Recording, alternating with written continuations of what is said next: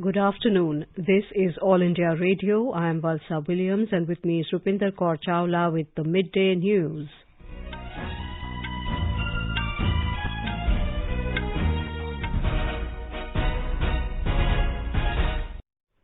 The headlines. Railways Minister Ashwini Vaishnav visits the accident site at New Domahani Railway Station in West Bengal. 9 people killed, 40 injured in the accident. Budget session of Parliament to commence on January 31st, first half to run from January 31st to February 11th and second half from March 14th to April 8th. Over 155 crore 39 lakh doses of COVID-19 vaccines administered under the nationwide vaccination drive. Over 2,64,000 new COVID cases reported in last 24 hours. Recovery rate stands at 95.2%. Notification issued for first phase of assembly polls in Uttar Pradesh. Country's overall exports, merchandise and services combined in December 2021 estimated to be $57.87 billion, exhibiting a positive growth of 25.05% over the same period last year.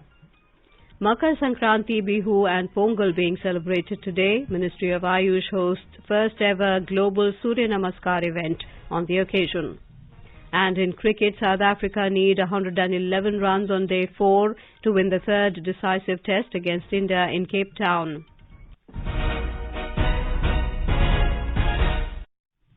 As the number of COVID-19 cases is rising fast in several parts of the country, we appeal to our listeners to be vigilant and to get fully vaccinated and help others, including children between 15 and 18 years, get vaccinated. As the new Omicron variant of coronavirus is causing concern, please continue to follow these 3 simple steps to stay safe. Wear a face mask, maintain 2 gaz ki duri for social distancing, focus on hand and face hygiene. For any COVID-related information and guidance, contact national helpline numbers 011-2397-8046 and 1075. Another news in detail. Railways Minister Ashwini Vaishnav today visited New Domahani Railway Station in West Bengal, where the Guwahati-Bikaner Express train derailed yesterday evening. He was accompanied by other officials and local administration. Trains from Alipurdwar and New Jalpaiguri have reached the spot to join the ongoing rescue operations. The railway minister visited the hospitals where the injured passengers are admitted. बहुत ही tragic accident है, very unfortunate event. कल हमने complete rescue operations complete किए और इसकी statutory inquiry भी चालू की है। मैं खुद यहाँ पे साइट पे आया हूँ और जितनी हमारे दिवंगत पैसेंजर हैं उनकी आत्माओं को शांति मिले ऐसी मेरी प्रार्थना है और जो इंज्योर्ड पैसेंजर्स हैं वो जल्दी से जल्दी रिकवर हो ऐसी मेरी प्रार्थना है। और मैं खुद यहाँ पे स्पॉट पे आया हूँ, इसका रूट कॉज पता चले और रूट कॉज पता करके रूट कॉज को सॉल्व करना बहुत जरूरी होता है ताकि इस तरह की घटना कभी भी फिर से रिपीट न हो। Moumita Godra, District Magistrate, Jalpaiguri, informed that 9 bodies have been recovered so far and 40 others are injured. Meanwhile, a high-level railway safety inquiry has been ordered into the accident. Indian Railway has issued 2 helpline numbers 0361 273 1622 and 0361 273 1623 for the affected people. The budget session of Parliament will commence on January the 31st. The first half of the budget session will run from January 31st to February 11th. It will reassemble on March the 14th to sit until April the 8th, subject to government exigencies. The government will present the budget for fiscal 2022-23 on February the 1st. The winter session of Parliament concluded on December 22nd, a day ahead of schedule. The government has said that a total of 5,753 cases of Omicron variant of COVID-19 have been reported so far in the country. This is an increase of 4.83% since yesterday. The Union Health Ministry today said that over 155 crore 39 lakh doses of COVID vaccines have been administered in the country under the nationwide vaccination drive. The ministry said more than 73 lakh 8,000 COVID vaccine doses were administered in the last 24 hours to the beneficiaries. More than 1 lakh 9,000 COVID patients have recovered during the last 24 hours and the national recovery rate stands at 95.20%. More than 3 crore 48 lakh patients have recovered from COVID-19 in the country so far. The country reported over 2,64,000 new COVID cases in the last 24 hours. Currently, India's active caseload is over 12,72,000. The ministry said more than 69 crore 90 lakh COVID-19 tests have been conducted so far. The union government has said that more than 157 crore 50 lakh COVID vaccine doses have been provided to states and union territories so far. The Health Ministry today said that more than 15 crore 17 lakh unutilized vaccine doses are still available with the states and UTs to be administered. Madhya Pradesh reported 4,031 new COVID-positive cases yesterday, which took the caseload in the state to 8,14,473. The positivity rate in the state increased to 5.1%. The active cases in the state stand at 17,652. The death toll increased to 10,543 after 3 patients succumbed to the infection, while 782 patients recovered from infection. Indore and Bhopal have the highest positivity rate. Indore reported 1,104, while Bhopal reported 863 new cases.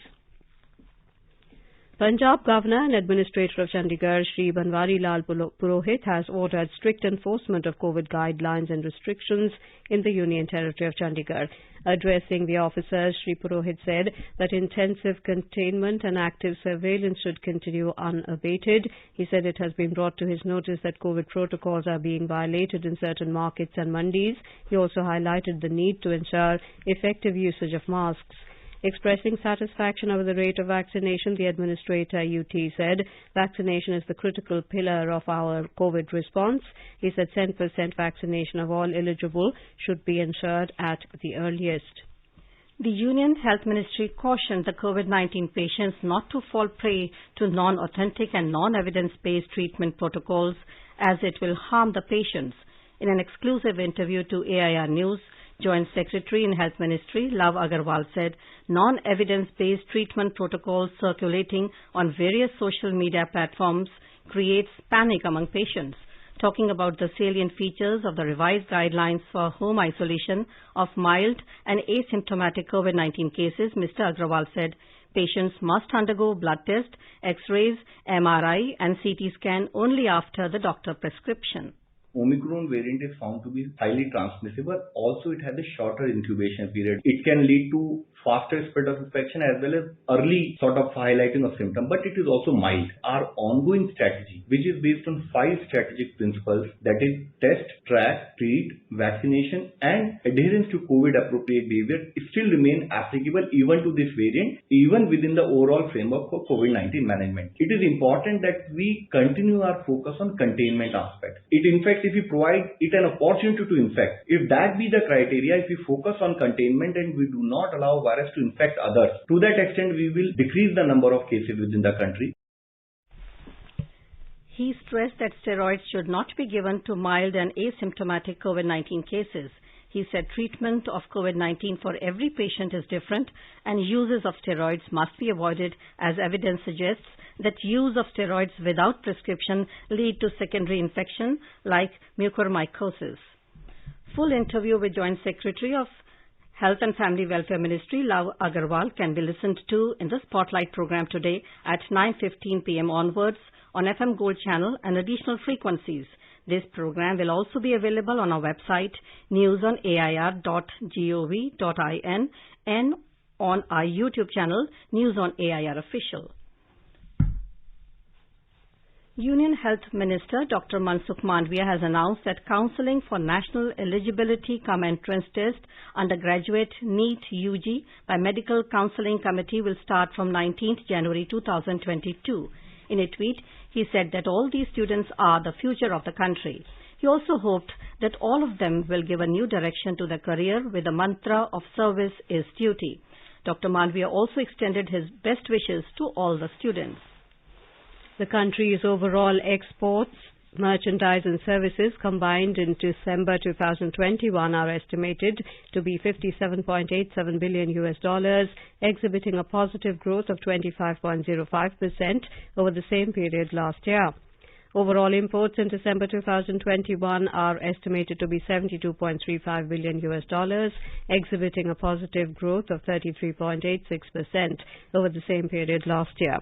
India's overall exports, merchandise and services combined in April to December 2021 are estimated to be $479 billion, exhibiting a positive growth of 36.31% over the same period last year.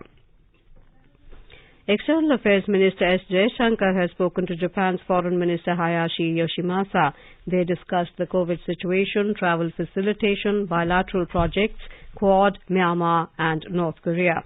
In a tweet, Dr. S. Jaishankar said he looks forward to celebrating the 70th anniversary of India and Japan's diplomatic relations in a befitting manner. BJP today criticized Congress over alleged rape of a Divyang girl in Rajasthan's Alwar. The girl is reportedly speech and hearing impaired. Briefing media in New Delhi, BJP spokesperson Sambit Patra questioned Congress General Secretary Priyanka Gandhi Vadra over the incident, saying it exposes her hypocrisy as she talks about women empowerment in Uttar Pradesh, but on the other hand, she is mum on this incident in Congress-ruled Rajasthan. He wondered why Priyanka Gandhi has not met the victim so far. Mr. Patra said the BJP leaders had gone to meet Priyanka Gandhi over the issue, but they were not allowed as she was busy in celebrating her birthday. In Kerala, the Additional Sessions Court in Kottayam today acquitted former Bishop of the Jalandhar Diocese, Franco Mulakkal, accused of raping a nun in 2014. The nun had alleged that she was raped at the Kuravilangad convent in Kottayam district in May 2014, and the bishop continued to sexually exploit her till 2016. She lodged a complaint in June 2018, after which the bishop was arrested in September the same year. 4 people died and 10 others were seriously injured in an accident when a lorry carrying a fish load overturned near Tadepaligudam in West Godavari district, Andhra Pradesh in the morning hours today. The injured have been shifted to Tadepaligudam area hospital for treatment. Defence Minister Rajnath Singh has greeted all veterans and their families on the occasion of Armed Forces Veterans Day today. In a tweet, he said, "We are proud of our veterans who have selflessly served the country with courage, dignity and duty." The minister said the government is committed towards the welfare of India's ex-servicemen. You are listening to the Midday News on All India Radio. A reminder of the headlines before we move on. Railways Minister Ashwini Vaishnav visits the accident site at New Domahani Railway Station in West Bengal. 9 people killed, 40 injured in the accident. Budget session of Parliament to commence on January 31st. First half to run from January 31st to February the 11th and second half from March 14 to April 8th. Over 155 crore 39 lakh doses of COVID-19 vaccines administered under the nationwide vaccination drive. Over 2,64,000 new COVID cases reported in the last 24 hours. Recovery rate stands at 95.20%. Notification issued for the first phase of assembly polls in Uttar Pradesh.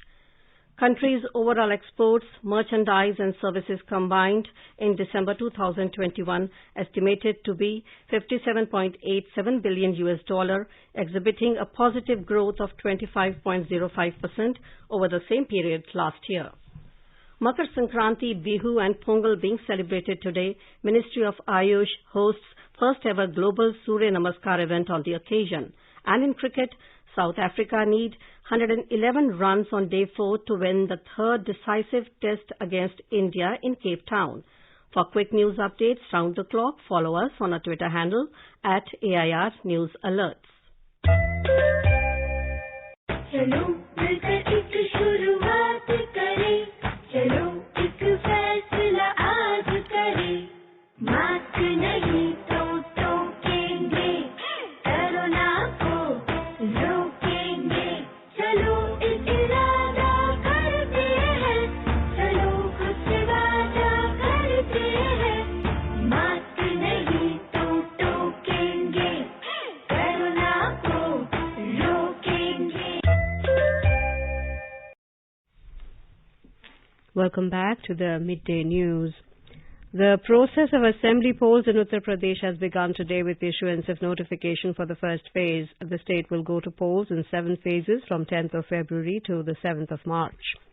During the first phase, nominations can be filed till the 21st and scrutiny will be undertaken on 24th of January. The last date for withdrawal of candidature will be 27th of January and the picture of the electoral contests will become clear at that stage. In this phase, 58 assembly constituencies, including 9 reserved for the scheduled castes, will go to polls on 10th of February. The total strength of the House is 403, out of which 84 seats are reserved for scheduled castes and 2 seats reserved for scheduled tribes. Presently, there are 9 vacancies in the House. The Congress released its first list of 125 candidates yesterday. The Samajwadi Party and Rashtriya Lok Dal Alliance have also announced the names of 29 candidates. The BJP's Central Election Committee has also finalized the names of its candidates in a meeting held in New Delhi during the last 3 days and will release the list soon. The Bahujan Samaj Party has announced that it will not forge any alliance in the state and that it will contest the polls on its own. Party President Mayawati and senior leader and MP Satish Chandra Mishra will not contest the elections. Shiv Sena can field 50 to 100 candidates in the state. Senior party leader and MP Sanjay Raut has said the party will not join any alliance in the state. In view of the prevailing COVID-19 pandemic and rising cases of Omicron variant across the country, the Election Commission has laid focus on COVID-safe elections with maximum participation. It is going to ensure the safety of vote and voters, as both are equally and critically important in democracy. All election officials and employees will be considered as frontline workers and all eligible officers will be vaccinated with precautionary dose. In poll-bound Punjab, the process of assembly elections is going to begin with the issuance of notification on 21st of this month. The state will go to polls in single phase on 14th of February. The counting of votes will be taken up along with other 4 states on 10th of March. The total strength of the House is 117, out of which 34 seats are reserved for the scheduled castes. Presently, there are four vacancies in the House. In the single-phase elections held in 2017, Indian National Congress secured a comfortable majority, winning 77 seats, and Aam Aadmi Party bagged 20, and Shiromani Akali Dal 12 seats, while Bharatiya Janata Party got 3, and Lok Insaf Party 2 seats. The Election Commission has enhanced usage of information technology application to usher in greater citizen participation and transparency. Among these applications, the C-Vigil application can be used for filing Model Code of Conduct violation cases by the citizens. It provides time-stamped evidentiary proof of the Model Code of Conduct or expenditure violation by empowering every citizen to click a photo or video using his or her smartphone. This app prioritizes the speedy and effective action by authorities and promises status report within 100 minutes. Suvidha portal provides various facilities to candidates and political parties for filing online nominations along with filing for different permissions. To facilitate filing of nominations, Election Commission has introduced an online portal for filing nomination and affidavit. The candidate can visit https://suvidha.eci.gov.in to create her or his account, fill nomination form, deposit the security amount, check availability of time slot, and appropriately plan the visit to the returning officer. A comprehensive National Grievance Service Portal, NGSP, has been developed by the Election Commission. It functions as single window system and people can directly lodge information, feedback, suggestion and complaints into this portal. Makar Sankranti, Bihu and Pongal are being celebrated in various parts of the country today. On this auspicious day, the Ministry of Ayush hosted the first ever global Surya Namaskar demonstration program as a part of Azadi Ka Amrit Mahotsav. More than 1 crore people participated in the global Surya Namaskar program. The Surya Namaskar is a set of 8 asanas performed in 12 steps with coordination of the body and mind. All leading yoga institutes, both from India and abroad, participated in this worldwide program. In Assam, the Magh or Bhogali Bihu is being celebrated across the state with traditional fervour and gaiety. People from all sections of life have participated in the joyous celebration of the post-harvest festival. In Tamil Nadu, the beginning of the month Thai, marking the onset of spring harvest season, is celebrated as Pongal. The season is celebrated for 3 days. Today, the people offer their harvest to the sun in the morning. Prime Minister Narendra Modi has greeted the people on Makar Sankranti, Magh Bihu, Bhogi and Pongal. In a tweet, Mr. Modi hoped that the festival associated with the worship of nature will bring health and happiness in everyone's lives. Amidst cloudy weather and administrative monitoring, the holy dip of Makar Sankranti begins at Ganga Sagar in South 24 Parganas, West Bengal this morning. After taking the dip, the devotees are offering pujas in Kapil Muni temple.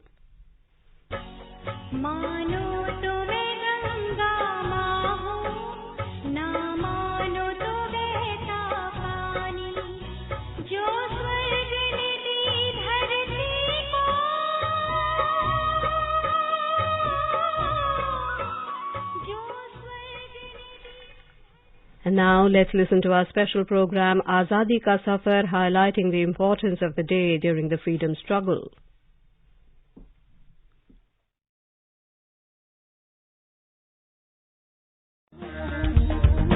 आजादी का Amrit Mahotsav.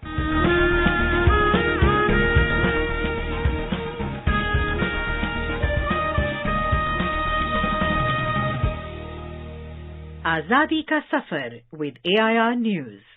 Birth of a Nation.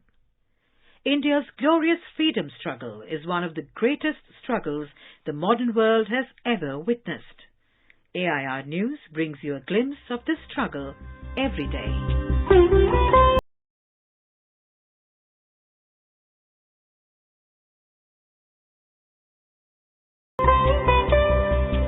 In today's episode, we remember revolutionary freedom fighter Mathai Manjuran, who died on the 14th of January 1970. A dynamic trade union leader, Mathai was jailed for months for taking part in the Kisan labour movement soon after his graduation in 1933. Later, he was imprisoned several times during the freedom struggle when he formed the Kerala Socialist Party. He was twice prohibited from entering the erstwhile princely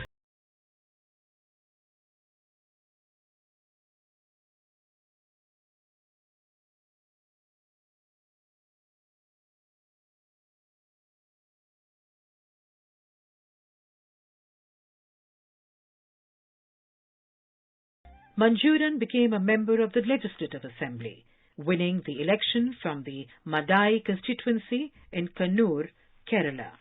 He also became a member of the Rajya Sabha in 1952.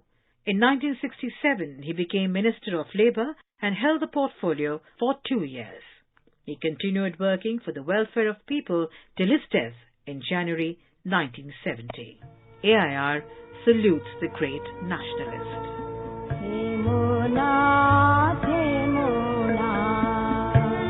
We also remember eminent writer Mahashweta Devi, who was born on the 14th of January 1926. She used creative expression as a tool to fight for the rights of the oppressed people.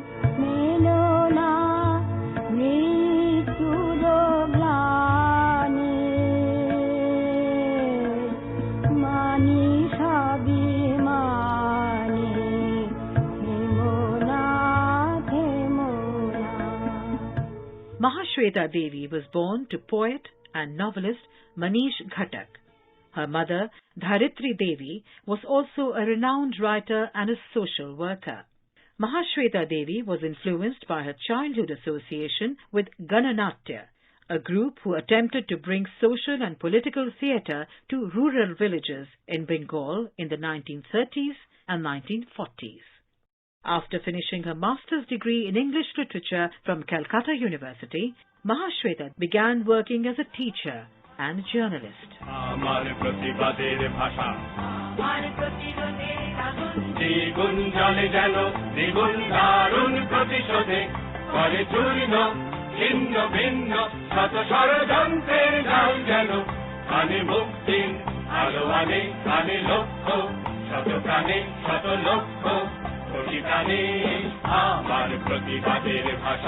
Her first book, Jhansi Rani, The Queen of Jhansi, that was published in 1956, traced the history of the growing resistance to the British. It is a very personal history of Lakshmi Bai, an unusual woman, widowed at an early age, who grew from a free-spirited child into an independent young leader.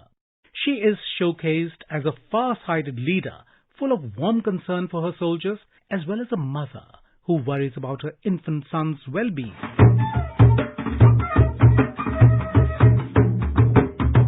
Her 1977 novel Aranyer Adhikar, Right to the Forest, was based on the life of tribal freedom fighter Bhagwan Birsa Munda. It chronicled the turbulent period of the late 19th century and particularly the tribal armed uprising against the British.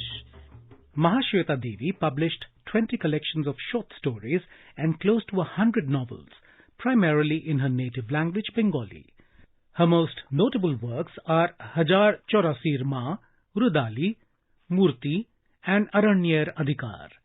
Over the course of her life, Mahashweta Devi was felicitated with several awards for her contribution to the literary world, such as Sahitya Academy Award, Gyanpith Award, Ramon Magsaysay Award, along with India's civilian awards, Padma Shri and Padma Vibhushan.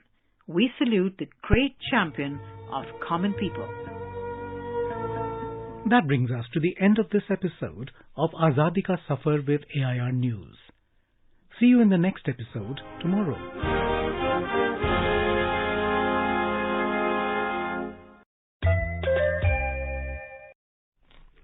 Best wishes to all consumers for Azadi Ka Amrit Mahotsav. Hallmark ensures purity of gold. Always purchase hallmarked gold jewellery. For any consumer-related complaints, please contact National Consumer Helpline's toll-free number 14404. Issued in public interest by Department of Consumer Affairs, Government of India. Jago Grahak Jago. In tennis, defending champion of Australian Open Novak Djokovic has had his Australian visa cancelled for a second time. Australia's Immigration Minister, Alex Hawke, said that he has decided to cancel the visa held by Mr. Novak Djokovic on health and good order grounds. In cricket, South Africa were 120 for 2 against India on day 4 of the third and final test in Cape Town today when reports last came in. While chasing the target of 212 runs set by India, South Africa were 101 for 2 in the second innings at stumps on day 3 of the decisive third test against India at the Newlands in Cape Town. Delhi today is enveloped in dense fog since morning, while the minimum temperature has dipped to 5.8 degrees Celsius. Dense fog was observed at Palam from 4:30 a.m. onwards, with visibility at 50 to 100 meters, according to the India Meteorological Department. At Safdarjung, dense fog with a visibility of around 100 meters was observed from 7 a.m. onwards. Now let us take a look at the weather forecast for the other cities for today. In Mumbai, minimum temperature was 18 degrees Celsius, while maximum will be around 29 degrees. City is expected to have partly cloudy sky. Chennai will have a generally cloudy sky with light rain. Temperature will vary between 24 and 31 degrees Celsius. Kolkata will have a generally cloudy sky with light rain. The city observed minimum temperature of 17 degrees Celsius, maximum of around 25 degrees. And now before we end the bulletin, the headlines once again. Railways Minister Ashwini Vaishnav visits the accident site at New Domahani railway station in West Bengal. 9 people killed, 40 injured in the accident. Budget session of Parliament to commence on January 31st. First half to run from January 31st to February 11th and second half from March 14th to April 8th. Over 155 crore 39 lakh doses of COVID-19 vaccines administered under nationwide vaccination drive. Over 2,64,000 new COVID cases reported in last 24 hours. Recovery rate stands at 95.2%. Notification issued for first phase of assembly polls in Uttar Pradesh. Country's overall exports, merchandise and services combined in December 2021 estimated to be $57.87 billion, exhibiting a positive growth of 25.05% over same period last year. Makar Sankranti, Bihu and Pongal being celebrated today. Ministry of Ayush hosts first ever global Surya Namaskar event on the occasion.